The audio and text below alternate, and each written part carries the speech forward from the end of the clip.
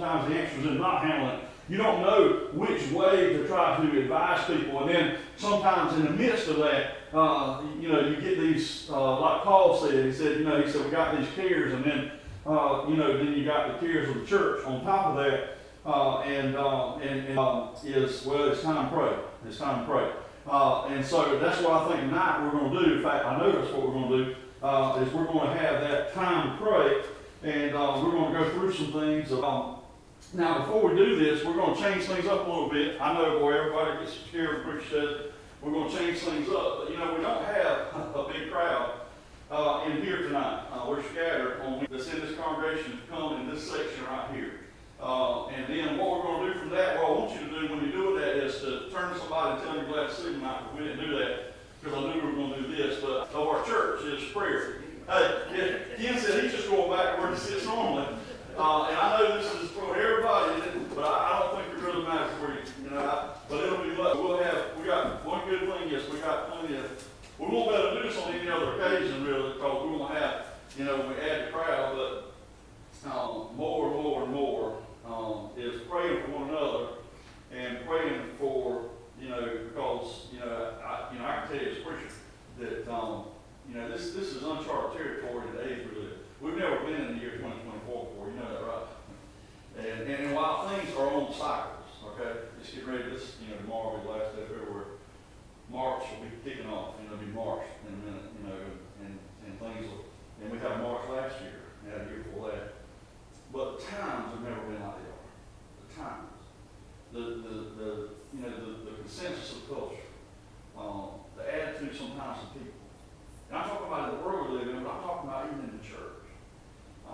It's a strange time. I was doing some calls this week on some people, and different things, and the Lord knows how to send, just the right time and all.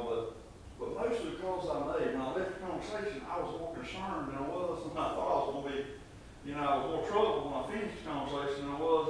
I was like, I probably just shouldn't have called. Not in the wrong way, but I just, there's an attitude of preacher likes people to settle in, and sometimes I just don't get it. I don't get that, and it troubles me. It troubles me, and we look over. I go back sometimes from church directories, from 15 years ago, 10 years ago. I go back through the numbers and I look, and I see where people have been scattered, from moving and other things. But for me, it's just a heartbreaking thing. And I just get worried, and I shouldn't, but I do. And so what I have to do is just take it back to the Lord and say, Lord, this is your church, it ain't mine. And, people know you love them, and you just hope they'll understand that and grind back in and do. But because we're in a different age, it troubles me when I see it, I talked with a family, and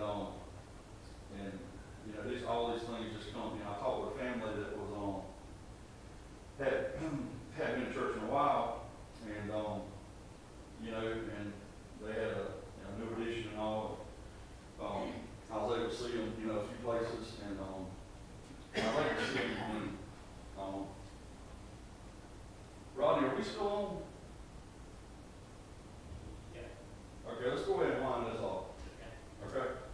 I told them we were going to be lining it down earlier now. But anyway, what happened, is,